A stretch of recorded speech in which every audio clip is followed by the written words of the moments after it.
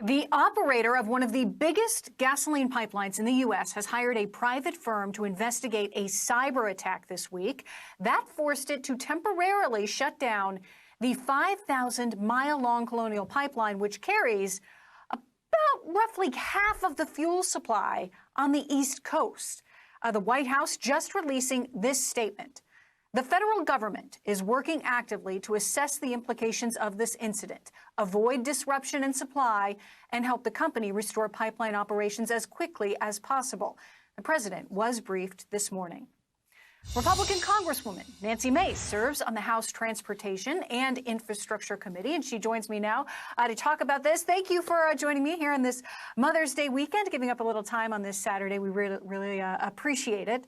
I have to say, given your committee assignments, this really seems to be in your wheelhouse. It is in your area, in your region. This is something that actually affects your region. And as the White House said, the federal government is working actively to assess the implications of this incident. Your thoughts, what are the implications here? Well, it's very troublesome. Our nation's energy supply is a matter of national security. And there's no doubt this is an example of how important it is and how we have neglected it and have not paid as much attention or careful attention to it, whether we're talking about our pipelines or or the grid. There's not a lot of information yet as to, what entity did this, who did this, why they did it, that sort of thing. What is your biggest concern? What is the worst case scenario, and how do we begin to combat this problem? That we're totally unprepared for these kinds of incidences and that they might continue to increase in the future. I mean, that's the greatest fear. And that's why I believe that you'll see the federal government really trying to work hard and help the company figure out what did happen. We're going to have a lot of questions that we're going to want answered. And how do we prevent this from happening in the future?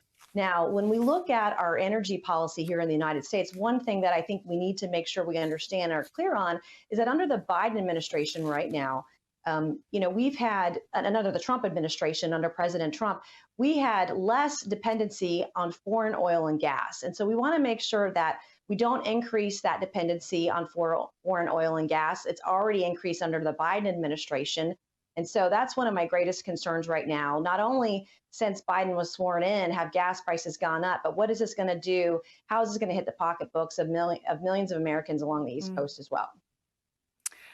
Is enough being done to protect key infrastructure? Should symptoms that control pipelines, other major industry, energy components across the country, should they even be hooked up to the internet? Should this be a vulnerability that we are exposed to? Or is there some other way to manage this in this world that's really very interconnected? Well, there's no doubt, and it doesn't matter what the industry is. I mean, the internet is here to stay. Technology is continuing to develop, but it's also why you see in private industry the massive need for those who are skilled workers in cybersecurity. And this is only going to increase. And education in this country and finding those skilled workers who can help us combat these issues when they come up is going to be very, very important, something we should focus on across the nation.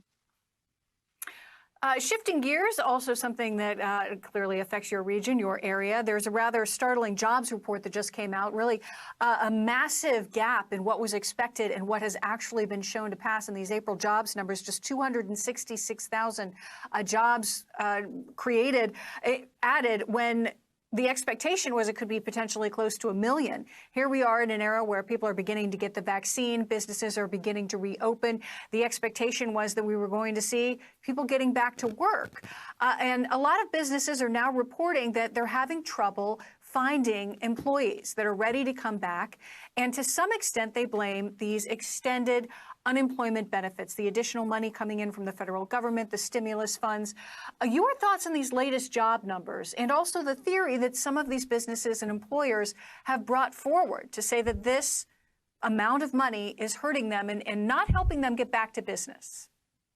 It was disturbing. It's significantly lower than economists' expectations when those numbers were released yesterday.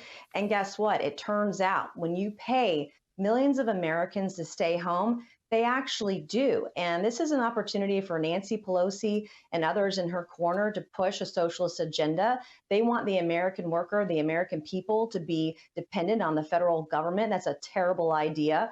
And we're going to see Democrats, from what I can tell in news reports, double down on this. They think that they need to do more stimulus, have more checks sent out, more federal unemployment to solve the problem. But when you talk to people, when you talk to real business owners, particularly small business owners, they're going to tell you the exact opposite. Is exactly what you said, Molly. When they are desperate to find employees, all of these employers, and they're having trouble because these folks don't want to come back to work. Very quickly, the governor of Montana announced this week the state will withdraw from receiving some of that federal program money. And then South Carolina following suit with plans to stop some of its federally funded unemployment benefits by the end of next month. Do you support that move? Do you think that's the right way to go? Absolutely support the move based on my conversations with business owners in my district and across the state of South Carolina. And I applaud both governors for taking a lead on that. There are other states who I believe should follow. South Carolina's unemployment rate has been hovering just over 4% for many, many months now. And the reason that we've not been able to lower it is because the federal government is incentivizing workers to stay home rather than go back to work. So this is a great first step to helping our economy push it forward to get through and get over the COVID-19 pandemic.